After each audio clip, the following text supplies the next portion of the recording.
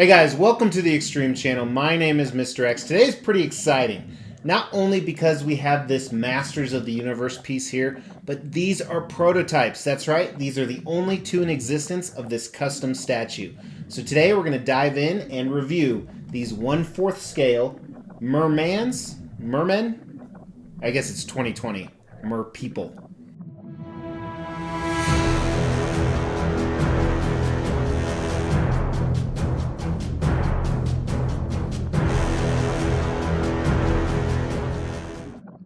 Hey guys, thanks for tuning in. So as you can see, I have two Merman statues. The reason I'm holding this guy down here, as I said, these are prototypes. They're the only ones that exist in the world. They're sending these back to the factory to start production, and they made two variants. I've been holding him down here because I'm not really sure where to put it.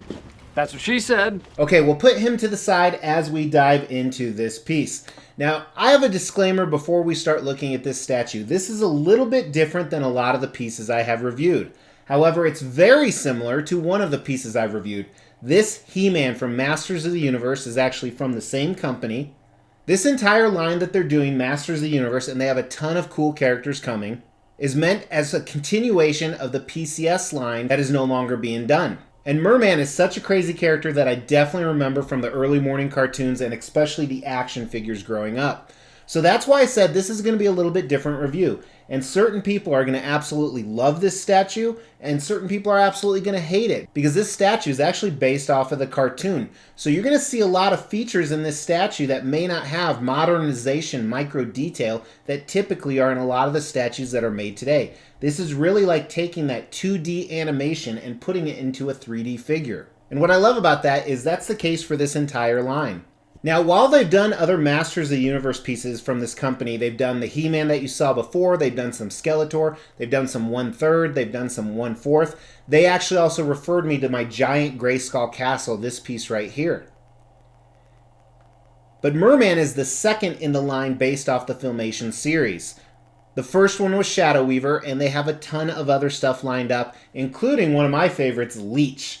So I can't wait for that one because I'm going to have the opportunity to review the prototype for you guys as well. So what happened with this is they reached out to me and they said, hey bro, because remember, I'm everybody's bro.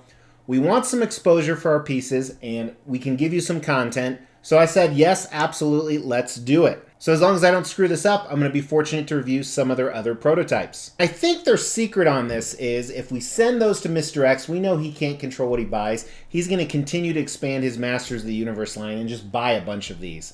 I'm on to you. But let's go ahead and get started in the Extreme Review today. Now, because it's a prototype, a few things will be different. I'm not going to show you the unboxing because the packaging that they sent will not be the packaging for the production pieces. But let's talk about Merman a little bit. So like I said, Merman was a really interesting character. Merman, if you will, was kind of the Aquaman of Masters of the Universe, but he was not a good guy. He was kind of king of the seas, he could control some other aquatic life, and for some reason, he would answer to Skeletor even though he was kind of a ruler already. You know, and some of these creatures that they made for the Masters of the Universe, as a child, you just absolutely loved him. And Merman was one of my favorites as well, especially when we played with the live-action toys from Hasbro or Mattel or whoever made those. I just ran out of breath talking, seriously.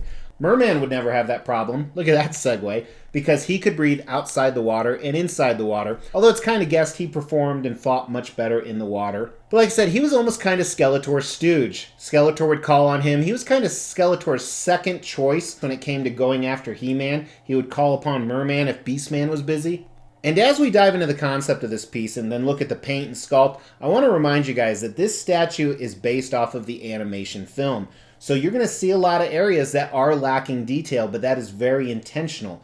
If you're one of those people like me that grew up in the 80s and you absolutely love that original animation with these, you're going to be a big fan of him. So let's check it out. Now, because it's been so long since I've actually watched these cartoons, even though I think my children did a few years ago, some of this I'm not going to reference really well.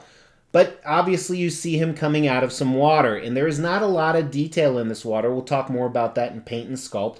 And behind him, you have a lot of, I don't even know what this is. I think it's supposed to be some kind of aquatic rock. And I like the fact that these aren't your normal traditional colors. Because in Eternia, it wasn't a really normal world. Now, as you move up, Merman here is kind of stepping onto those rocks. So he's just coming out of the water. And he is ready to fight. He's got one arm outstretched. He's got his other arm outstretched. He has your classic feather underwear that everybody wore in Masters of the Universe. The classic torso armor that it seems like every character wore as well. They weren't very imaginative at the time, but they really didn't need to be, because as a child, we absolutely loved these characters. So as you move up, Merman has a freaky face. And again, this is where you see a lot of that detail missing that I was talking about. This is very intentional because it's based off that filmation line. So really goofy looking guy. And what's funny to me is I'm used to reviewing, really high-end $3,000, $4,000 statues with impeccable detail. So I definitely noticed some of that detail missing on here that you're going to see during the paint and sculpt. However, the action figure, I looked at some of those online, look nowhere close to as good as this. So what's really cool is you're going to see a few different switch out options as well besides the variants. And I'll show the variant in a little bit here, but yeah, so I like it. I like what they did. I think it's going to go really well with the entire Masters of the Universe line, whether it is straight from the filmation, or I think this can go right next to the He-Man that I own or the Battle Cat, and it looks really cool. Because that one also had a lot of cartoonish features, which is really what this embodies. A lot of those cartoonish features. It shows him coming out of the water. So overall, concept-wise, I don't know what I would have done differently with him. Maybe make a different switch-out head where he looks a little meaner, but they weren't really scary in the cartoons either. So I think the concept's good. It captures the character, 4 out of 5. I think it matches the source content pretty decently. I like the base coming out of the water and almost the moss growing on these rocks back here, which we'll see in paint and sculpt. Now for design, obviously you have a few different choices here. Let me measure him for you guys to kind of give you an idea. Now if we said this is the way to display him, we're going to say the widest point is about 14 inches, the deepest point is about 10 inches, and the tallest point of him is just under 16. The spear is about 16 and a half, or the trident. Now, if you look at this, you have a lot of different display options on what would look good. A lot of different angles that would work very well. You do have some switch out options specifically with the right arm here. Take a look. So first you have a trident. Or you can put in a spear.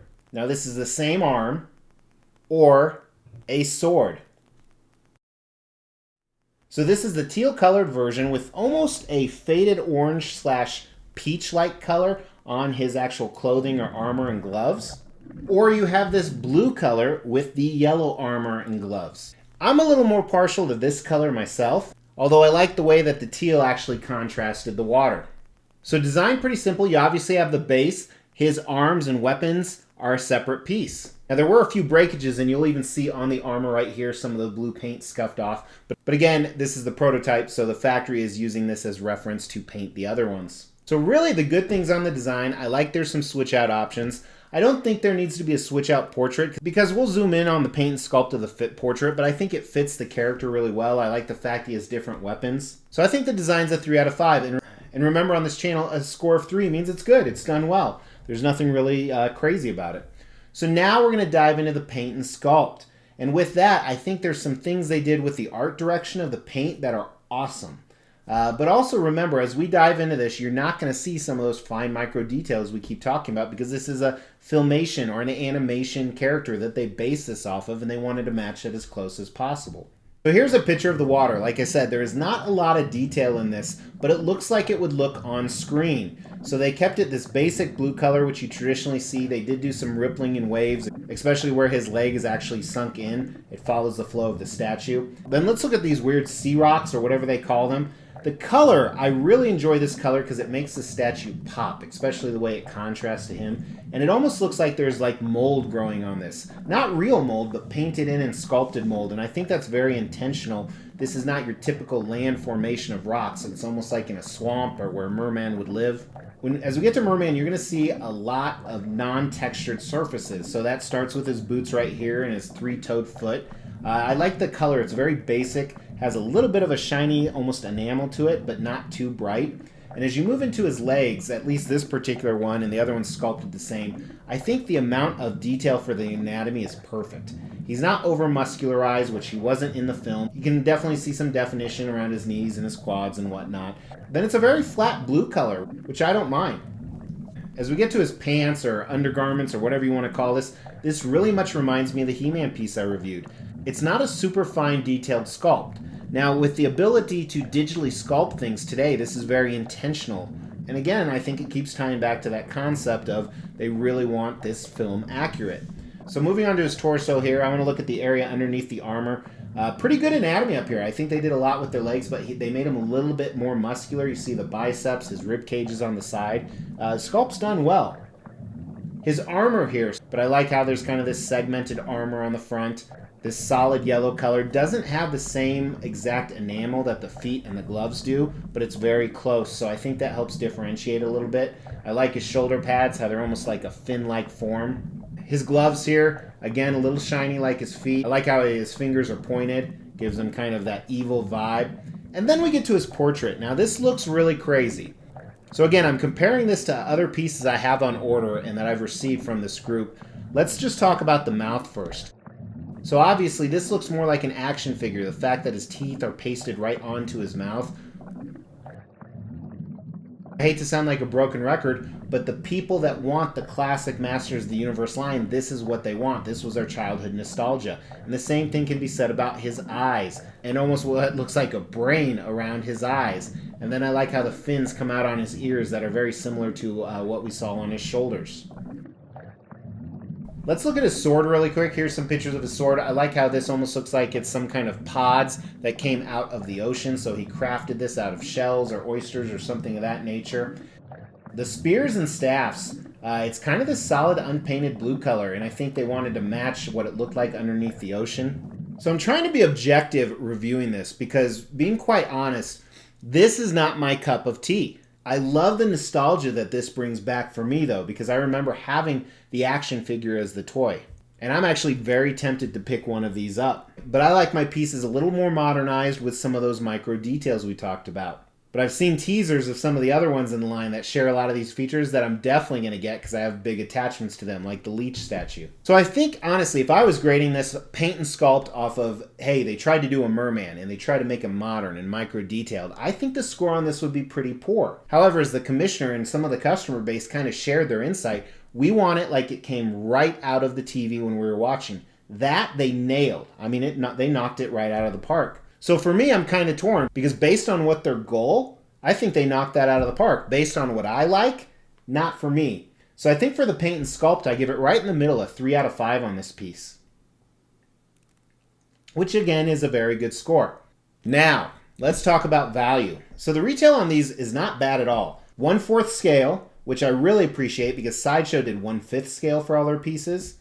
And again, this will continue that PCS Masters of the Universe line. And it retailed a little over $500. What's great about these is there's not a big audience for this. So the edition size is pretty low. 10 of these, I believe, and 10 of these of the variant. And to my knowledge, there's a ton of Merman action figures, but statues not so much. So I think the value on these is pretty good. I think it's a 4 out of 5. If you're one of those people that's really attached to Masters of the Universe, this is almost a must-have if you're going to do a giant collection with that. All right, so does this statue have the X factor?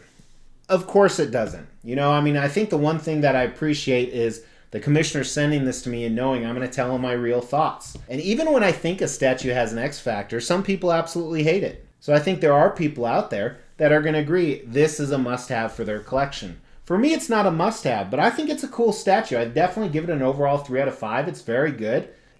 I love that they're doing something that nobody has done before. And realistically, you know, from a custom commission perspective, when you're doing an edition size of 20, you're really doing that for your fans. You're not making much profit, if any profit on that. Now again, that's just me assuming, but I absolutely applaud them for that. That's pretty cool. As a thank you to you guys, we're giving away these 2 exclusive Mortal Kombat statues from Pop Culture Shock Toys. We've already given away this Sub-Zero. It's being shipped to the winner of the 15,000 sub giveaway. Up for grabs at 17,500 subs is this exclusive Scorpion statue.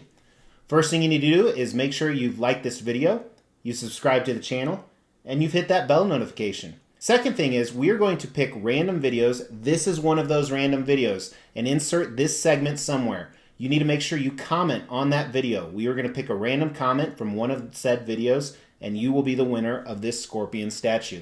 So let me know your comments below. Do you see this like I do, that this really brings you back to your childhood and he's kind of bouncing off the television screen? But I appreciate you guys tuning in. I really appreciate the group sending this to me, letting me get some content out to you guys. So make sure, if you haven't, subscribe to the channel, because I believe, hopefully, I did well enough and they're going to send me more. If not, check out some of these other custom pieces. Till I talk to you tomorrow. Take care.